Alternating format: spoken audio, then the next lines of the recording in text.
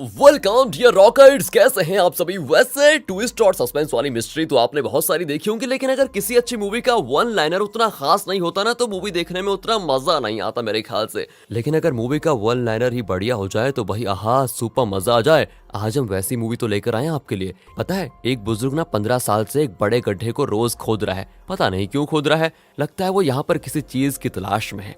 भाई यार, इस तरह से 15 साल से क्या खोद रहा है और आखिर में उसको मिलने क्या वाला है जो उसने इतने साल लगा दी खोदने में। यही है इस मूवी की मिस्ट्री। और आखिर में आपको आएगा एक ऐसा ट्विस्ट जो आपको कहने पे मजबूर कर देगा कि भाई अच्छा हुआ आप इस मूवी को हमारे सामने लेकर आ गए। तो इतनी इंटरेस्टिंग और यूनिक मूवी है ये, जिसका नाम है द डिग, जो 2018 में रिलीज हुई थी। तो चलिए आखिर तक देखने के लिए फुल एंजॉय कीजिए, आखिर तक जरूर देखिए। मूवी की शुरुआत में रॉनन नाम के एक आदमी को दिखाते हैं जो 15 साल से जेल में अपनी सजा काट कर अभी अभी घर आ रहा है। ये इस मूवी का हीरो भी है। 15 साल पहले शराब के नशे में इसने अपनी गर्लफ्रेंड का कत्ल कर दिया था, जिसके लिए इसको जेल की सजा हुई। ये उसका घर है, देखो कितना खंडर लग रहा है, 15 साल से बंद पड़ा हुआ है। घर के अंदर जाते ही सबसे पहले वो अपनी बची कुची शराब की बॉटल्स को सिंक में खाली कर देता है। अब 15 साल पहले तो वो इतने नशे में था कि उसे ये तक नहीं पता कि अपनी गर्लफ्रेंड रेचल का उसने कैसे कत्ल किया, उसकी बॉडी को कहां दफनाया, कुछ पता नहीं। इस शराब की वजह से न सिर्फ उसके रेचल मर गई, बल्कि रॉनन की लाइफ के 15 साल बर्बाद हो गए। इसलिए वो शराब फेंक देता है। अपनी गलती की सजा तो वो वैसे जेल में काट चुका है, लेकिन उसकी अंतरात्मा उसे रोज सजा देती है, जिस वजह से वो सो नहीं पाता। अगली सुबह कोई आवाज को सुनकर वो उठता है। वो देखता है कि घर के आगे कार खड़ी है और घर के पीछे जहाँ पर बहुत बड़ी खाली जगह है, वहाँ पर 2 लोग गड्ढा खोद रहे हैं। यही नहीं, वहाँ पर कई झंडे गाड़ कर निशान बनाए गए हैं। लेकिन जब रॉनन उन दोनों आदमियों को देखता है तो डर के मारे चुप हो जाता है। असल में ये दोनों कोई और नहीं, रॉनन की मरी हुई गर्लफ्रेंड रेचल की बहन रॉबर्टा और उसका पति शॉन है। जैसे वो गड्ढा खोद कर चले जाते हैं तो रॉनन उस गड्ढे को देखने लग जाता है। फिर लॉन्ग शॉट में उस जगह को दिखाते हैं जहाँ ढेरों ऐसे गड्ढे खोदे जा चुके हैं। और यहाँ एक बाप की दुख भरी कहानी हमें बताई जाती है। असल में रॉनन ने शराब के नशे में शॉन की बेटी रेचल का कत्ल कर दिया था और उसे ये भी होश नहीं था कि उसने रेचल की लाश के साथ क्या किया। पर रेचल का पिता होने के नाते शॉन अपनी तरफ से पूरी कोशिश कर रहा है। उसे लगता है कि रॉनन ने जरूर इसी जमीन पर कहीं रेचल की बॉडी को दफनाया होगा और इसीलिए वो 15 साल से इस जमीन पर हर जगह गड्ढे खोदे जा रहा है कि कहीं तो उसको उसकी बेटी मिलेगी और फिर वो पूरी इज्जत के साथ उसका अंतिम संस्कार करेगा, उसकी आत्मा को फिर शांति मिल जाएगी। अब जब रॉनन इस बात को रियलाइज करता है तो उसकी गिल्ट फीलिंग कई गुना बढ़ जाती है। रॉनन से मिलने उस एरिया का पुलिस इंस्पेक्टर मर्फी आता है, जो कि शॉन का दोस्त है। असल में शॉन जान चुका था कि रॉनन रिलीज हो गया है, इसलिए उसने मर्फी को भेजा है ताकि वो रॉनन से पूछ सके कि बॉडी कहाँ पर है। पर रॉनन को तो यार सच में कुछ याद ही नहीं है। वो कह देता है कि सर, अगर मुझे पता होता तो मैं खुद आपको पहले बता देता। प्लीज शॉन से कहिए कि वो गड्ढा खोदना रोक दे, क्योंकि मैं ये जमीन बेचने वाला हूँ अब। कहकर वो रॉनन के घर के अंदर चला जाता है। वो नहा रहा होता है तो गंदा पानी आने लग जाता है। रॉनन टैंक को चेक करने के लिए ऊपर आता है तो उसे 15 साल पुराने फोटोज मिलते हैं, जिनको देखकर रॉनन तो बेचारा उदास हो जाता है कि एक गलती की वजह से 15 साल मिट्टी में मिल गए। अब वो रेचल की बहन रॉबर्टा से बात करना चाहता है, पर वो चिल्ला देती है कि मैं अपनी दीदी के कातिल को देखना भी नहीं चाहती। रॉनन उसको बताना चाहता है कि वो अपने किए के लिए कितना पछता रहा है, पर वो रॉनन की एक नहीं सुनना चाहती। रॉनन कह देता है कि देखो, तुम और तुम्हारे पिता प्लीज इस जमीन को खोदना बंद कर दो। मैं अपना घर और ये जमीन बेचकर कहीं और जाने वाला हूँ। रॉबर्टा अपने पिता शॉन के लिए खाना लेकर जाती है। वो रोज की तरह एक जगह पर गड्ढा खोद रहे होते हैं। रेचल को खोने का दर्द रॉबर्टा के अंदर भी है और वो भी 15 साल से अपने पिता के साथ मिलकर इस जगह पर गड्ढे खोदी जा रही है और अपनी दीदी की लाश को ढूंढ रही है। वो शॉन से कहती है कि पापा, वो खूनी कह रहा है कि हम उसकी जमीन पर गड्ढा खोदना बंद कर दें और वो चाहता है कि हम यहाँ से चले जाएं। लेकिन शॉन को जैसे उसकी बात सुना ही नहीं देती, वो चुपचाप खोद रहा होता है। अब दिखाते हैं तो रॉनन के घर के सामने कुआं होता है जिसमें कचरा जम गया है। रॉनन उसको साफ करने के लिए उसके अंदर उतरता है, लेकिन जब वो कचरा साफ कर रहा होता है तो वहाँ की मिट्टी को दिखाते हैं जो बहुत ही चिपचिपी होती है, क्योंकि ये पूरी जगह एक कच्छ भूमि है, यानी दलदल जैसी जगह। रॉनन कचरा निकाल लेता है और रस्सी पकड़कर ऊपर चढ़ ही रहा होता है कि रस्सी टूट जाती है और वो नीचे गिर जाता है। आखिर किसी तरह वो ऊपर आ ही जाता है, लेकिन ऊपर आकर वो देखता है कि किसी ने रस्सी काट रखी है। रॉनन समझ आता है कि ये पक्का शॉन नहीं किया होगा। वो तुरंत उससे बात करने जाता है, लेकिन रॉनन को देखते शॉन का खून खौलने लग जाता है और वो सीधे रॉनन को मारने लगता है। वो रेचल की फोटो उसको दिखाकर कहता है कि कहाँ छुपाया है तुमने मेरी बेटी को। रॉनन उसकी मार खाता है, लेकिन जब वो बर्दाश्त नहीं कर पाता तो शॉन का मुंह तोड़ देता है। फिर वो शॉन से कहता है कि उस दिन मैं नशे में था और पूरा ब्लैकआउट हो चुका था। मुझे तब भी कुछ याद नहीं था और अब भी कुछ याद नहीं है। प्लीज समझने की कोशिश कीजिए। पर शॉन कहता है कि नहीं, मैं इस जमीन को खोदना नहीं छोड़ूंगा, बिल्कुल नहीं। जब तक मेरी बेटी मुझे मिल नहीं जाती मैं गड्ढा खोदते रहूंगा। अब रॉनन को ना गुस्से में आता है। वो एक फावड़ा ले लेता है और शॉन को लगता है कि वो हमला करेगा, लेकिन रॉनन भी एक जगह पर गड्ढा खोदने लग जाता है। हाँ दोस्तों, उसने शॉन की मदद करने का फैसला कर लिया है और अब वो भी चाहता है कि रिचल की बॉडी मिल जाए और इस बाप को चैन की नींद मिले। लेकिन रॉबर्टा को बिल्कुल भी अच्छा नहीं लगता और वो शॉन से कहती है कि इस कातिल को प्लीज प्लीज जाने को कह दीजिए। पर शॉन तो शांत होकर कहता है कि नहीं बेटा, इसे करने दो। सिर्फ ये जानता है कि रिचल की बॉडी कहाँ पर है, वही उसे ढूंढने में हमारी मदद कर सकता है बस। लेकिन रॉबर्टा इस बात को एक्सेप्ट नहीं करना चाहती और मर्फी से कह देती है कि प्लीज इस आदमी का कुछ कीजिए। लेकिन मर्फी कहता है कि हम लीगली उस पर कोई एक्शन नहीं ले सकते क्योंकि ये उसकी जमीन है और वो अपनी सजा भी काट चुका है। यहाँ शॉन को दिखाते हैं जो वहाँ पर इकलौते बेरी के पेड़ से फल तोड़कर पानी की बोतल में मिक्स करके रॉनन को देता है और कहता है कि इसे रोज 2 बार पियो और याद करने की कोशिश करो कि रिचल को तुमने कहाँ पर दफनाया। रॉनन भी उसे पीकर कई गड्ढे खोदने लग जाता है। शाम को घर पर आता है तो दीवार पर किसी ने कातिल करके लिखा होता है। रॉनन अपनी सजा काट चुका है लेकिन टाउन के लोग उसे माफ नहीं करते अभी भी। इस बात से रॉनन बहुत दुखी हो जाता है। अगले दिन रॉबर्ट आकर कहती है कि हमें तुम्हारी मदद नहीं चाहिए, तुम बस हमारी जिंदगी से चले जाओ चुपचाप। मेरे पापा अपना काम छोड़कर रोज गड्ढे खोद रहे हैं और यही उन्हें पिछले 15 साल से जिंदा भी रख रहा है और मैं अपनी पूरी लाइफ को छोड़कर उनकी मदद कर रही हूँ। प्लीज हमारे काम में अड़चन मत डालो। दूसरी ओर शॉन ने उस जमीन पे एक शेड बनाया होता है जहाँ वो एक मैप पर मार्क कर रहा होता है कि अब तक उसने किन जगहों पर गड्ढे खोदे हैं और आगे कहाँ खोदना है। तब वो रॉनन को एक झंडा दूसरी जगह शिफ्ट करते हुए देखता है। शॉन तो गुस्से में कहता है कि तुम्हारा काम है सिर्फ गड्ढे खोदना, समझे? उसके अलावा तुम्हें कुछ भी चेंज नहीं करना है। अब रॉनन गड्ढा खोद रहा होता है तो अचानक फावड़े पर कोई चीज लगती है, शायद कोई कंकाल। शॉन रोते हुए वहां पर आता है और रॉनन को धक्का देकर वो हाथ से मिट्टी निकालने लग जाता है। ये किसी जानवर का कंकाल है यार। रॉनन रोते हुए कहता है कि उस दिन मेरी और रेचल की बहुत बहस हुई थी और वो घर छोड़कर जाने की बात कर रही थी। उसके बाद क्या हुआ मुझे सच में याद नहीं। शॉन कहता है उस दिन जब हम सब रेचल को ढूंढ रहे थे तुम घर पर अकेले थे और तुम्हारे नाखूनों पर मेरी बेटी के स्किन के टुकड़े भी थे, क्या वो भी तुम्हें याद नहीं? नहीं सर, मुझे कुछ भी याद नहीं है। शॉन उसे दूसरा गड्ढा खोदने को कहता है। कुछ देर के बाद रॉबर्टा वहां पर आ जाती है तो रॉनन कहता है मुझे तुमसे जरूरी बात करनी है, क्या आज शाम को बार में मिलोगी? वो तो आग बबूली हो जाती है कि तुम एक नंबर के शराबी हो और तुमने मेरी दीदी का कत्ल किया है और अब हमारे सामने आराम से चल फिर रहे हो और इन सब के बावजूद मुझे बार में बुला रहे हो। रॉनन को और भी बुरा भला कहकर वो चली जाती है। लेकिन रॉनन को गुस्सा नहीं आता बल्कि वो और शांत हो जाता है और शॉन के साथ मिलकर गड्ढे खोदने लगता है। तभी रॉबर्टा उस अकेले बैरी के पेड़ को देखती है और शॉन से कहती है कि पापा दूसरी तरफ खोदते हैं। सभी मिलकर उस तरफ खुदाई करते हैं। अब रॉनन धीरे धीरे इन दोनों से बात करने लग जाता है, मतलब इनकी एक तरफ से दोस्ती हो जाती है। तब वो उस बैरी के पेड़ को देखता है जिस पर रॉनन और रेचल ने RR करके अपने इनिशियल्स कुरेद कर रखे थे कि वो हमेशा साथ रहेंगे। शायद इसी को कुछ देर पहले रॉबर्टा भी देख रही थी। शाम हो जाती है और रॉनन शॉन के शेड में जाता है। शॉन उसे बैठने को कहता है और दुख के मारे थोड़ी शराब पी रहा होता है। वो रॉनन को कहता है कि कच्छ भूमि में अगर कोई लाश दफनाई जाए तो कई साल तक सड़ती नहीं, फ्रेश रहती है।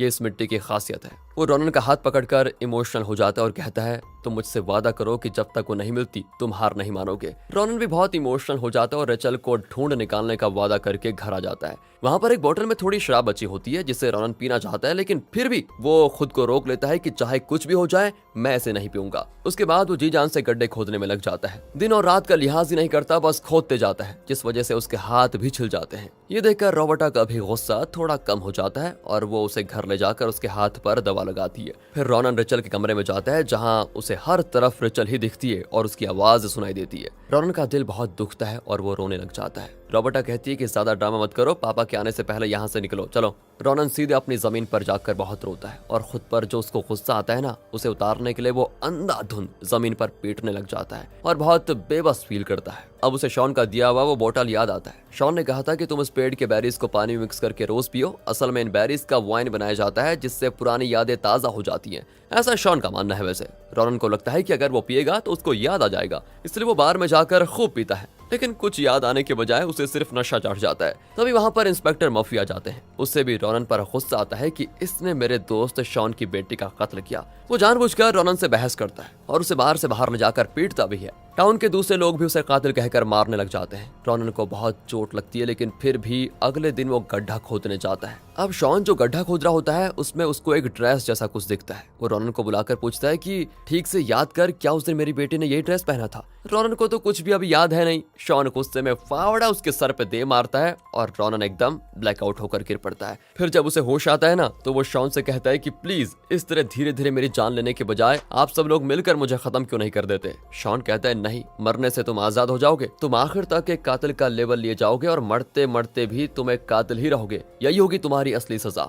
फिर वो उस ड्रेस को मर्फी के हवाले कर देता है कि इससे कुछ पता लगाने की कोशिश करो। यहाँ रोबर्टा जान गई थी कि रोनन किसी दुख दर्द से गुजर रहा है, तो वो उसको दिलासा देने जाती है। रोनन रो पड़ता है और पूछता है, क्या तुम जानती हो कि बचपन में मेरे पेरेंट्स मुझे कितना टॉर्चर किया करते थे? वो कहती है, हाँ। असल में रोनन, रेचल और रोबर्टा एक ही जगह पले बड़े हुए हैं। रोनन के पेरेंट्स उसे बहुत टॉर्चर किया करते थे, जिस वजह से बचपन से वो बहुत ही स्ट्रेस में था। इस तरह अपनी कहानी सुनाते हुए रोनन बहुत इमोशनल हो जाता है और कैजुअली रोबर्टा का हाथ टच करता है। लेकिन रोबर्टा अपना हाथ छुड़ा लेती है और उसे मारती है कि मेरी दीदी को मारकर तो मेरा हाथ पकड़ रहे हो। लेकिन न जाने उसे रोनन पर दया आ जाती है या उसे रोनन पसंद है, लेकिन वो अचानक रोनन को किस करने लग जाती है भाई। एंड एक पॉइंट पर दोनों रियलाइज करते हैं कि ये गलत है और अलग हो जाते हैं दोनों। तब रोनन नोटिस करता है कि रोबर्टा के गले में एक चेन है। वो पूछता है कि ये तो रेचल का चेन है। रोबर्टा कहती है, हाँ, ये असल में मेरी माँ की चेन है, उन्होंने रेचल को दी थी, लेकिन ये चेन फिर मेरी माँ के पास आ गई। पर रेचल के मरने के बाद माँ को कैंसर हुआ और लगभग 2 साल वो बिस्तर पर पड़ी रही।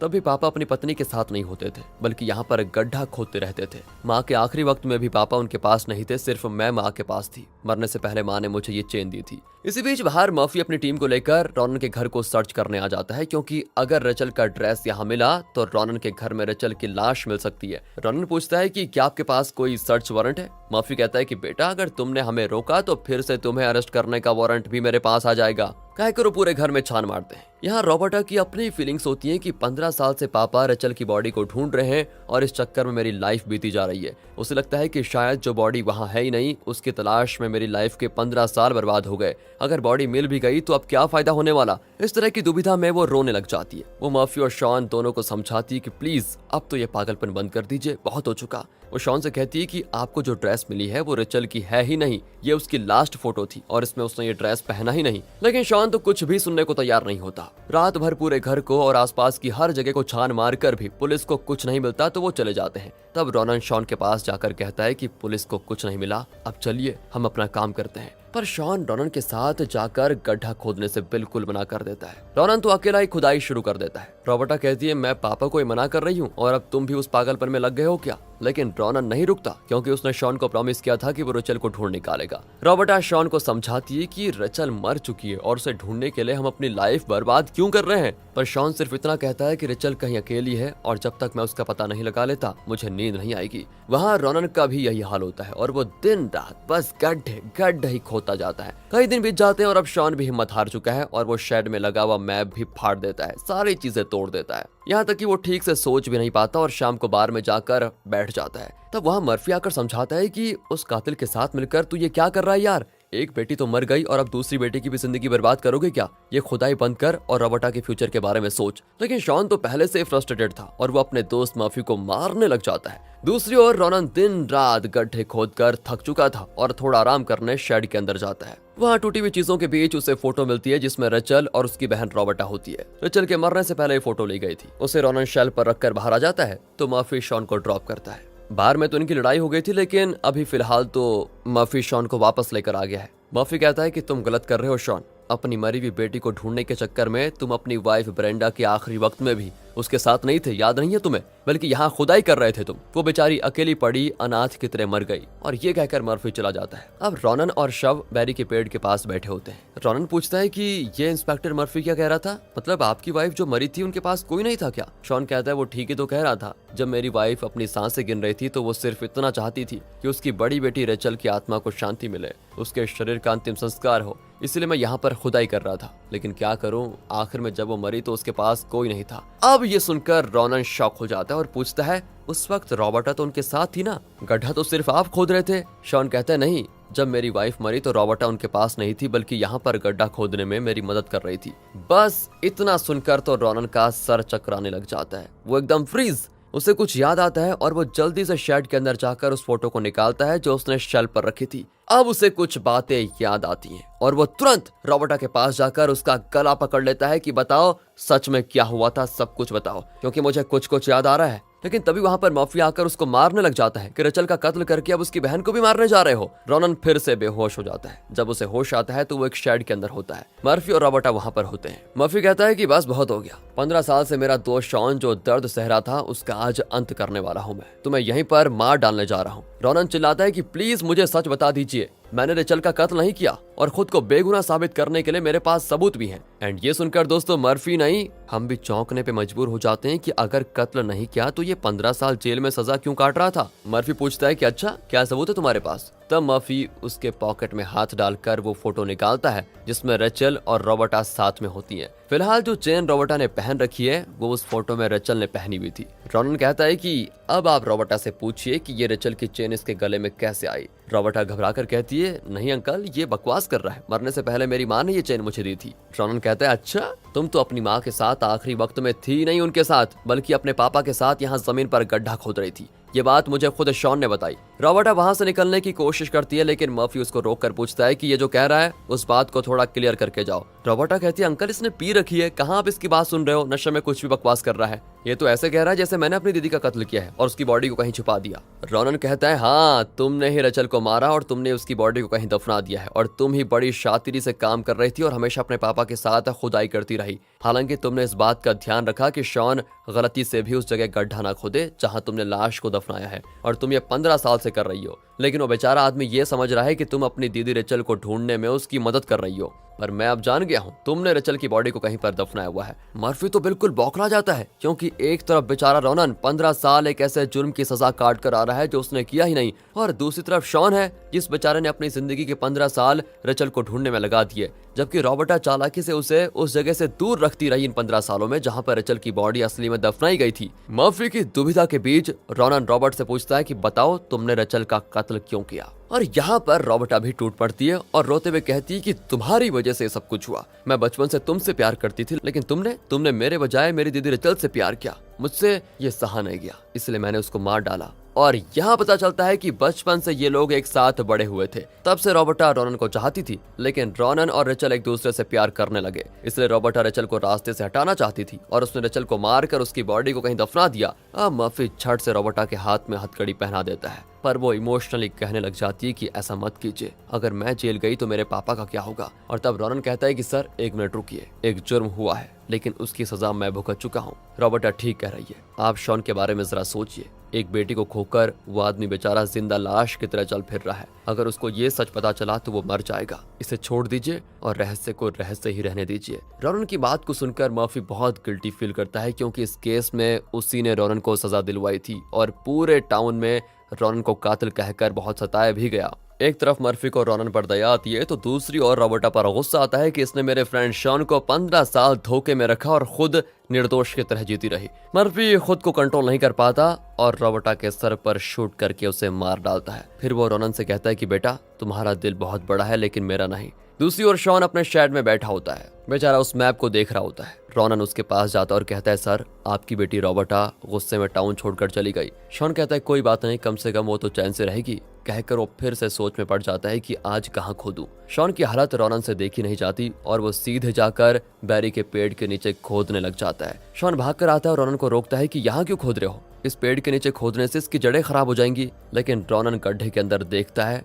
और रोने लग जाता है। तब शॉन देखता है कि गड्ढे में रेचल की बॉडी है, फूट कर रो पड़ता है। 15 साल से रॉनन खुद को कोसता रहा रेचल की मौत के लिए और शॉन 15 साल से अपनी बेटी की आत्मा को शांति देने के लिए तड़प रहा था, और इन दोनों के दर्द का आज अंत हुआ। और रेचल की बॉडी इन 15 सालों में ज्यादा खराब नहीं हुई क्योंकि जैसा शॉन ने कहा था कि कच्छ भूमि में लाश उतनी जल्दी नहीं सड़ती, और इसका एक कारण है इस बैरी के पेड़ की जड़, जिसकी वजह से रेचल की बॉडी ज्यादा खराब नहीं हुई। रॉनन को भी अब चैन आता है कि उसने रेचल को नहीं मारा, लेकिन उसे इस बात की भी शांति मिल जाती है कि उसने शॉन से किया वादा पूरा कर लिया और इस बुजुर्ग आदमी की बेटी के मृत शरीर को ढूंढने में उसकी मदद की। और इसी के साथ दोस्तों ये मूवी यहाँ पर खत्म होती है। तो कैसी लगी आपको ये मूवी? इस मूवी का मेन थीम है इसके कैरेक्टर्स के इमोशंस, और ये उन इमोशंस पर आधारित एक कहानी है जिसके अंदर कुछ ट्विस्ट हैं। सिर्फ इन्हीं के आधार पर ये मूवी हमें बहुत सोचने पे मजबूर कर देती है। आपकी क्या राय है कमेंट्स में जरूर बताना। बाकी मिलते हैं अगली वीडियो में, ध्यान रखेगा अपना, and finally thanks for watching.